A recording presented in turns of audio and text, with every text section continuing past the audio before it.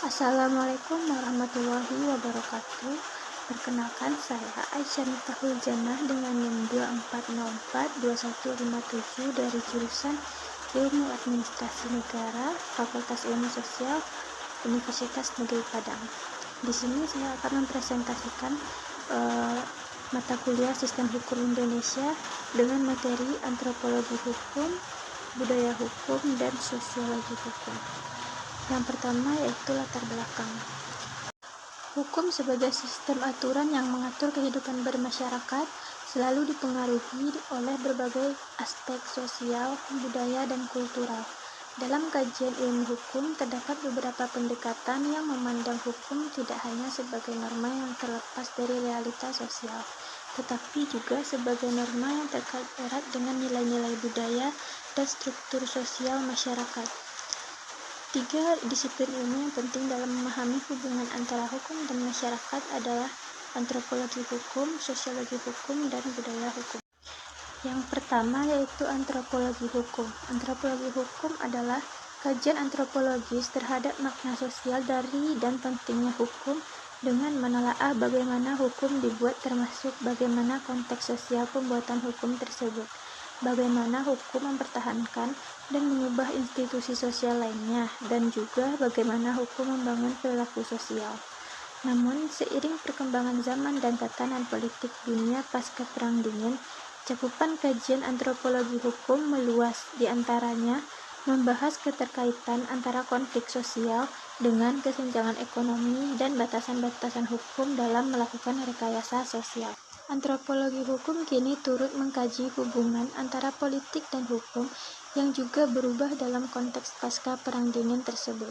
Sebagai akibat dari perluasan cakupan tersebut, bahkan ada kalangan yang menyebut kajian antropologi hukum pada abad ke-19 merupakan kajian antropologi proto-legal.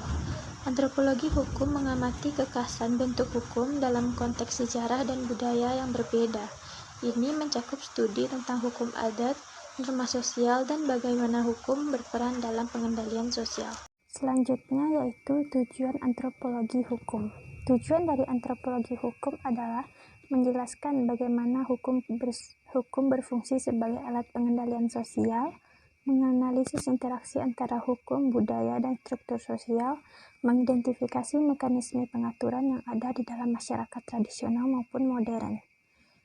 Selanjutnya yaitu ruang lingkup antropologi hukum, meliputi pembuatan hukum, perubahan sosial, konflik, dan penyelesaian. Kasus yang berhubungan dengan antropologi hukum adalah penyelesaian sengketa melalui tradisi adat. Di Kalimantan, beberapa kelompok etnis seperti Dayak masih mengedepankan penyelesaian sengketa dengan cara yang dikenal dengan keadilan restoratif, yakni penyelesaian masalah dengan cara damai seperti pemberian kompensasi atau denda adat. Dalam hal ini, para pihak yang bersengketa akan ditemukan dengan tokoh adat untuk mencapai kesepakatan yang bisa diterima bersama tanpa melibatkan pengadilan formal. Namun, ketika kasus ini melibatkan tindakan kriminal yang lebih berat seperti pembunuhan atau kekerasan, maka hukum negara dapat masuk. Sebuah contoh adalah ketika masyarakat Dayak memilih untuk menyelesaikan kasus pembunuhan berdasarkan hukum adat, sementara pihak korban atau pihak berwenang lebih memilih proses hukum formal untuk menegakkan hukum negara. Yang kedua yaitu sosiologi hukum. Sosiologi hukum pada hakikatnya melihat, menerima, dan memahami hukum sebagai bagian dari kehidupan manusia bermasyarakat, tidak di luar itu. Berbeda dengan ilmu hukum dogmatis atau rekdometik, yang semata-mata melihat hukum sebagai bangunan yang tersusun secara logis sistematis. Bagi sosiologi hukum, kehidupan hukum tidak bisa terlepaskan dari kehidupan bermasyarakat manusia sehari-hari. Sosiologi hukum tidak dilihat sebagai perbuatan atau konsep abstrak, melainkan sesuatu yang terwujud atau mewujud dalam perilaku sosial manusia. Untuk itu, maka sosial hukum jelasnya adalah sosiologi dari atau tentang hukum, yang berarti bahwa apabila berbicara tentang perilaku sosial, maka akan berhubungan dengan hukum yang berlaku.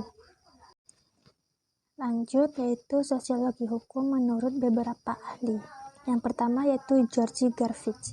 Ia berpendapat bahwa sosiologi hukum adalah suatu ilmu yang menyelidiki pola-pola dan lambang-lambang hukum, yakni makna-makna hukum yang berlaku bagi pengalaman suatu kelompok khusus dalam suatu masa tertentu dan bekerja untuk membangun suatu sistem yang beraturan dari lambang-lambang tersebut. Yang kedua yaitu menurut Sajipto Raharjo.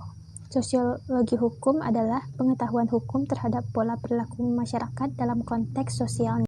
Selanjutnya, ruang lingkup sosiologi hukum, yaitu dasar-dasar sosial dari hukum atau basis sosial dari hukum. Yang kedua, efek-efek hukum terhadap gejala-gejala sosial lainnya. Selanjutnya, tujuan dan fungsi dari sosiologi hukum. Tujuan utama sosiologi hukum adalah untuk menyajikan sebanyak mungkin kondisi-kondisi yang diperlukan agar hukum dapat berlaku secara efisien di tengah-tengah masyarakat. Yang selanjutnya yaitu menjelaskan aspek-aspek sosial dalam hukum maupun sebaliknya, sekaligus berupaya memaksimalkan semaksimal mungkin untuk memprediksi beberapa problematika hukum yang akan muncul pada masa mendatang. Adapun fungsinya yaitu menetapkan hubungan di antara warga masyarakat, pembagian kekuasaan, menyelesaikan sengketa, dan kemampuan masyarakat untuk menyesuaikan diri dengan kondisi kehidupan yang baru. Hukum yaitu kasus KDRT di Indonesia.